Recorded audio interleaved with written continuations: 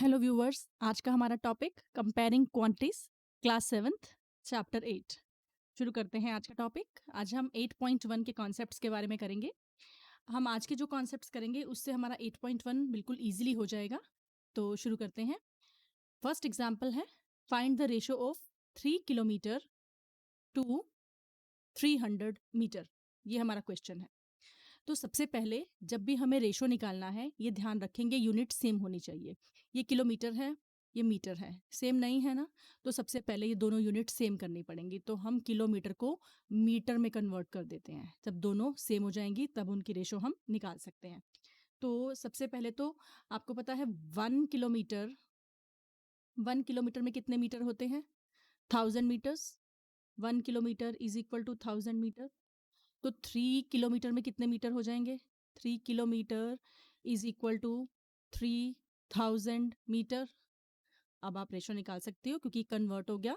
हमारा क्वेश्चन बन गया 3 किलोमीटर की जगह हम लिख सकते हैं 3000 मीटर और रेशो का सिंबल 300 मीटर। हमें इन दोनों की रेशो निकालनी है। तो अब हम इन्हें कैंसिल करने के लिए 3000 को हम 300 इंटू 10 लिख सकते हैं और 300 को 300 इंटू 1। 300 से 300 कैंसिल, आंसर आ गया हमारा 10:1। तो हमारा फाइनल आंसर क्या है? 10:1 इज द फाइनल आंसर। ठीक है, ऐसे हम क्वेश्चन 8.1 में और करेंगे। नेक्स्ट हमारा कॉन्सेप्ट आता है इक्विवेलेंट रेशो का। हमें चेक करना है कि ये दो रेशो इक्वल हैं या नहीं। इसको रेशो को इक्वल चेक करने के लिए हम सबसे पहले इसको फ्रैक्शन की फॉर्म में लिख सकते हैं। 1:2 को हम लिख देते हैं 1/2 और 2:3 को लिख देते हैं 2/3। अब अगर हम ये चेक कर लें ये दोनों फ्रैक्शंस इक्वल हैं या नहीं, तो हमें पता लग जाएगा। ये हमने फ्रैक्शंस टॉपिक में फ्रैक्शन एंड डेसिमल चैप्टर 2 में किया हुआ है। फिर से देखो, इन दोनों के डिनोमिनेटर को हमें सेम करना होता है। तो डिनोमिनेटर सेम करने के लिए हम लेते हैं एलसीएम। एलसीएम क्या आ गया इन दोनों डिजिट्स का? 6। तो अब हमें डिनोमिनेटर में 6 लाना है। तो 2 को किससे मल्टीप्लाई करें कि 6 आए? 3 से। 3 को ही न्यूमरेटर से भी मल्टीप्लाई कर देंगे। ठीक है, ऐसे ही यहाँ पर 3 है, लाना है 6, किस डिजिट से मल्टीप्लाई करें कि 6 आए? 2 से। न्यूमरेटर को भी 2 से मल्टीप्लाई। हमारी ये डिजिट बन गई 3/6 और ये वाली डिजिट बन गई 4/6। अब डिनोमिनेटर इक्वल है, हम चेक कर सकते हैं इक्वल है या नहीं है। नहीं है ना इक्वल, सो हम क्या बोलेंगे? No, this ratio are not equal. ठीक है, so this ratios are not equivalent ratio. Simple simple हमने डिनोमिनेटर सेम करके फ्रैक्शन में कन्वर्ट करके उसको चेक कर लिया। अब जो नेक्स्ट क्वेश्चन है ये आपकी बुक में दिया है, एग्जाम्पल मैं करा रही हूँ। एग्जाम्पल आप, तो इसको करने के लिए दो मेथड हम यूज कर सकते हैं, यूनिटरी मेथड भी और रेशो का मेथड भी। तो हम सबसे पहले करते हैं यूनिटरी मेथड। ठीक है, क्वेश्चन है कि cost of 6 tables is 7200, find the cost of 4 tables. Unitary method से करने के लिए कॉस्ट ऑफ 6 टेबल्स, जब मैनी का दिया होता है 1 का निकालना होता है तो आप डिवाइड कर देते हैं। Cost of 6 table is equal to 7200। Cost of 1 table, आपने जूनियर क्लासेस में ये पढ़ा है लेकिन मैं आपको बता देती हूँ, मैनी से 1 का निकालना हो तो डिवाइड कर देते हैं। जब ज़्यादा का दिया हो, हमें कम डिजिट्स का निकालना हो तो डिवाइड कर देते हैं, और 1 का दिया हो, मैनी का निकालना हो तो हम मल्टीप्लाई कर देते हैं। तो इस क्वेश्चन में 6 टेबल्स का कॉस्ट दे रखा है, मतलब मैनी का दिया है, आपको 1 का निकालना है। तो आप मैनी का 1 का निकालने के लिए डिवाइड करते हैं। तो आप डिवाइड कर दोगे 7200 डिवाइडेड बाय 6। ठीक है, डिवाइड करके आपका आ जाएगा 1200। अब ये 1 टेबल का कॉस्ट आ गया, 1 का दिया हो, मैनी का निकालना हो तो मल्टीप्लाई करते हैं। तो अब आप लिखेंगे कॉस्ट ऑफ 4 टेबल्स कितना हो जाएगा? 1200 इंटू 4। ठीक है, 4 का निकालने के लिए हमें मल्टीप्लाई कर दिया। ये हो गया यूनिटरी मेथड। इसे हम, इस क्वेश्चन को हम रेशो मेथड से भी कर सकते हैं। रेशो मेथड से करने के लिए हम रेशो और प्रोपोर्शन का साइन यूज करेंगे। प्रोपोर्शन का साइन होता है ऐसे 4 डॉट्स लगा देते हैं, इसे हम बोलते हैं प्रोपोर्शन। ठीक है, रेशो के लिए 2 डॉट्स लगाते हैं, प्रोपोर्शन के लिए 4 डॉट्स। तो हम इस क्वेश्चन को प्रोपोर्शन मेथड से भी करते हैं। 6 टेबल्स का कॉस्ट दिया हुआ है, 4 का निकालना है, तो हम लिखेंगे नंबर ऑफ टेबल और कॉस्ट, रेशो डाल के कॉस्ट, प्रोपोर्शन डाल के same number of table cost. ठीक है, हमने नंबर ऑफ टेबल और कॉस्ट निकाली है। क्वेश्चन है 6 टेबल्स की कॉस्ट है 7200, तो 4 टेबल्स की कॉस्ट कितनी होगी? तो हम यहाँ पे लिख देते हैं x। ठीक है, number of table cost, number of table cost, 6 table की कॉस्ट दे रखी थी, तो नंबर ऑफ टेबल था 6, कॉस्ट था 7200, नंबर ऑफ टेबल था 4, कॉस्ट था, निकालना था हमें, अननोन वेरिएबल है तो हम इसको x ले लेते हैं। अब इस मेथड में हम क्या करते हैं, फर्स्ट वाले को फोर्थ से मल्टीप्लाई करते हैं, सेकंड वाले को थर्ड से मल्टीप्लाई करते हैं। ठीक है, तो 6 को x से मल्टीप्लाई करेंगे, ये आ जाएगा 6x, और अगर आपने 7200 को मल्टीप्लाई किया 4 से, तो इसमें मल्टीप्लाई करने की ज़रूरत नहीं है क्योंकि अभी ये कैंसिल हो जाएंगे। ठीक है, आप कर भी देंगे तो कोई प्रॉब्लम नहीं है। अब x निकालने के लिए इसको डिवाइड करेंगे, 7200 इंटू 4 अपॉन 6। अब आप जो भी टेबल आपको आती है आप उसको कैंसिल कर सकते हैं। 6 की टेबल आती है 12 6 are, ठीक है, तो आप इसको कैंसिल कर सकते हैं। 6 से 6 कैंसिल, आंसर आ गया 4800 रुपीज। इन्हीं तीनों क्वेश्चन से, एग्जाम्पल से हमारी हो जाएगी एक्सरसाइज 8.1। तो शुरू करते हैं एक्सरसाइज 8.1। 8.1 का फर्स्ट क्वेश्चन है, find the ratio of ₹5 to 50 पैसे। फिर वही सेम, हमें रेशो निकालनी है ना। रेशो निकालने के लिए पहली बात क्या बताई थी कि यूनिट सेम होनी चाहिए। यहाँ पर है रुपीज़, यहाँ पर है पैसे, यूनिट सेम नहीं है, तो सबसे पहले हम यूनिट को कन्वर्ट करेंगे, रुपीज़ को पैसे में कन्वर्ट करेंगे। आपको पता है 1 रुपी में कितने पैसे होते हैं? 1 रुपी इज इक्वल टू 100 पैसे। ठीक है, तो 5 रुपी में कितने पैसे होंगे? 5 रुपी विल इक्वल टू 500 पैसे। नाउ यूनिट्स आर सेम, दोनों यूनिट सेम हो गई हैं, ये भी पैसे हो गया और ये भी पैसे। हमारे पास क्वेश्चन हो गया 500 पैसे की हमें रेशो निकालनी है 50 पैसे के साथ। दोनों यूनिट सेम है, अब हम इसको कैंसिल कर सकते हैं, दोनों 50 के टेबल में आते हैं। ये है 50 इंटू 10, और आप इसे लिख सकते हैं 50 इंटू 1। 50 से 50 कैंसिल, आंसर आ गया 10:1। ठीक है, तो हमारा आंसर क्या हो गया? 10:1। ठीक है, नेक्स्ट बी पार्ट। फिर रेशो निकालनी है 15 kilogram to 210 gram. Unit same नहीं है ना, ये किलोग्राम है, ये ग्राम है, तो सबसे पहले यूनिट सेम करेंगे। 1 किलोग्राम में कितने ग्राम होते हैं? 1000 ग्राम। तो 15 किलोग्राम में कितने ग्राम हो जाएंगे? 15,000 ग्राम्स। ठीक है, अब 15,000 ग्राम्स की रेशो निकालनी है 210 ग्राम्स के साथ, क्योंकि हमारा क्वेश्चन अब बन चुका है 15 ग्राम, किलोग्राम की जगह हम लिख रहे हैं 15,000 ग्राम, और 210 तो एज इट इज जैसे ये था। ठीक है, तो अब हम रेशो निकालते हैं इनकी। 10 की टेबल से भी कट रहा है ये, 3 की टेबल से भी, और बहुत सारे टेबल से। हम करते हैं पहले 3 से ही कर लेते हैं इसको, 30 से करते हैं। 30 इंटू 500, और ये कर लेते हैं 30 इंटू 7। ठीक है, दोनों 30 की टेबल में आते हैं ना, 3 की टेबल से भी कर सकते थे आप, तो 10 से भी, 2 से, 5 से, आप जिस टेबल से करना चाहें आप कर सकते हो। 30 और 30 कैंसिल, आंसर क्या आ गया? 500:7। तो फाइनल आंसर हमारा क्या है? 500:7। ठीक है, नेक्स्ट पार्ट, फर्स्ट क्वेश्चन का सी पार्ट। फिर रेशो निकालनी है 9 मीटर और 27 सेंटीमीटर। अब रेशो निकालने के लिए पहले यूनिट सेम होनी चाहिए।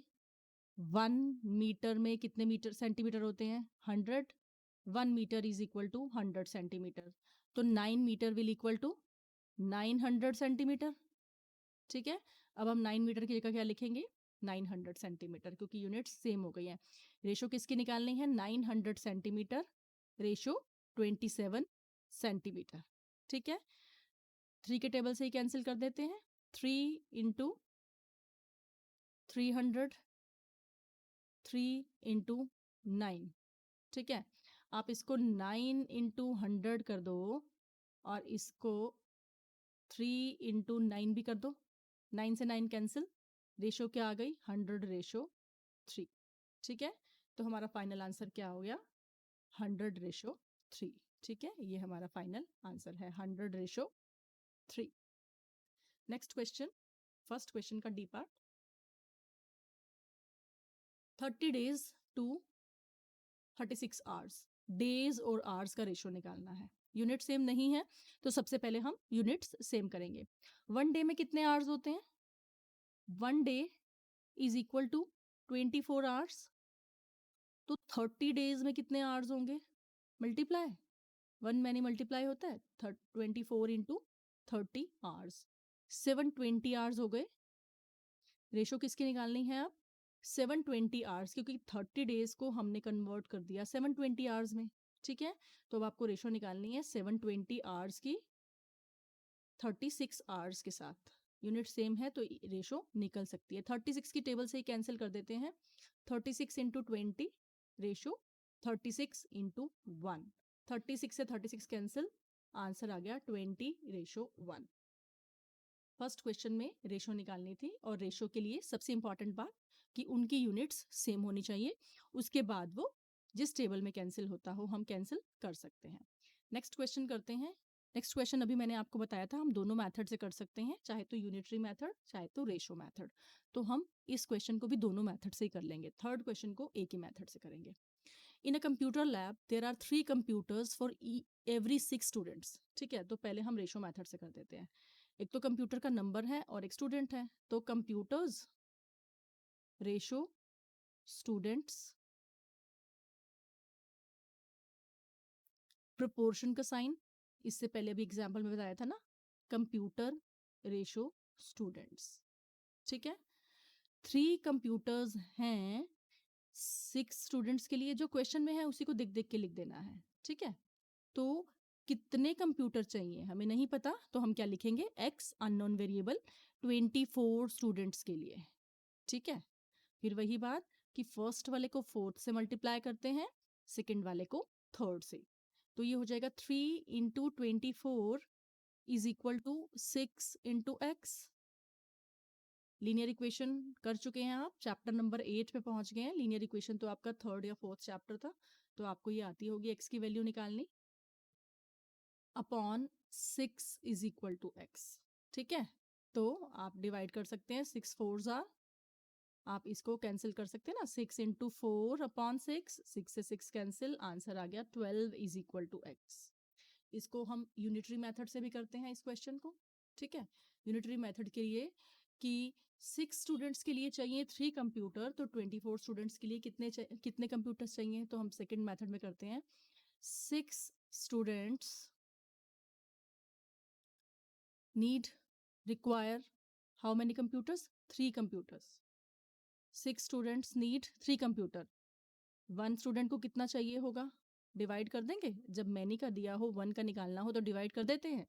3/6 कंप्यूटर, कैंसिल कर लोगे तो 1/2 आ जाएगा। नाउ 24 स्टूडेंट्स नीड कितना, मल्टीप्लाई करेंगे 3/6 इंटू 24, ठीक है। जब हमें ज़्यादा का दिया था कम का निकालना था तो हमने डिवाइड किया, अब ये कम का आ गया यानी कि 1 का आ गया, डिवाइड का मैनी का निकालना है तो मल्टीप्लाई। यूनिटरी मेथड आपने 6th में किया हुआ है, तो आ गया 12 कंप्यूटर्स, ठीक है। तो आंसर यहाँ पर भी 12 आ रहा था और यहाँ पर भी 12 आ रहा है, ठीक है। दोनों मेथड है, तो मैं नाम लिख देती हूँ मेथड का। ये तो हमारा था रेशो मेथड और वो वाला मेथड है हमारा, ये तो है रेशो मेथड, ठीक है। और सेकंड मेथड हमने किया है यूनिटरी मेथड। तो हम दोनों मेथड से कर सकते हैं, आप एग्जाम में कोई एक मेथड भी फॉलो कर सकते हैं। नेक्स्ट क्वेश्चन है, हम सिर्फ एक ही मेथड से करेंगे। Population of Rajasthan is 570 lakh and population of UP is 1660 lakh. अब पॉपुलेशन है और एरिया है, ठीक है। How many people are there in per kilometre square in both the states. सबसे पहले हम बात कर लेते हैं राजस्थान की, ठीक है। तो इन राजस्थान राजस्थान में क्या है, 3 लाख किलोमीटर स्क्वायर तो उसका एरिया है और 570 लाख लोग रहते हैं। तो हम लिखेंगे इन 3 lakh kilometre square number of people और population people lived are 570 lakh in 1 lakh kilometre.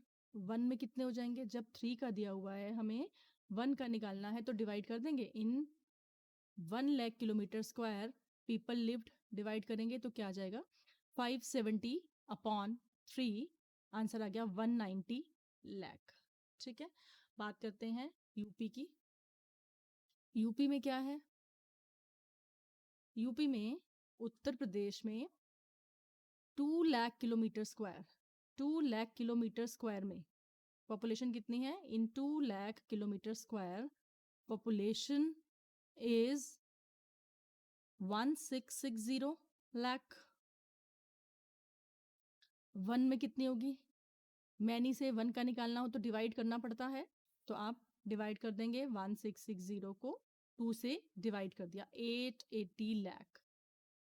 अब क्वेश्चन है, how many people are there per kilometre square, how many people per kilometre square. तो यहाँ है 190, यहाँ 880, तो दीज आर द पीपल। ठीक है, तो हम लिख देंगे राजस्थान में 190 और यूपी में 880। नेक्स्ट पार्ट है इसका, which state is less populated. अब लेस कौन सा है, 190 या 880, 190 इज लेस, तो हम लिख देंगे राजस्थान इज लेस पॉपुलेटेड। ठीक है, राजस्थान कम पॉपुलेटेड है। नेक्स्ट वीडियो में हम 8.2 के बारे में करेंगे, उसके कुछ concepts. Thank you very much.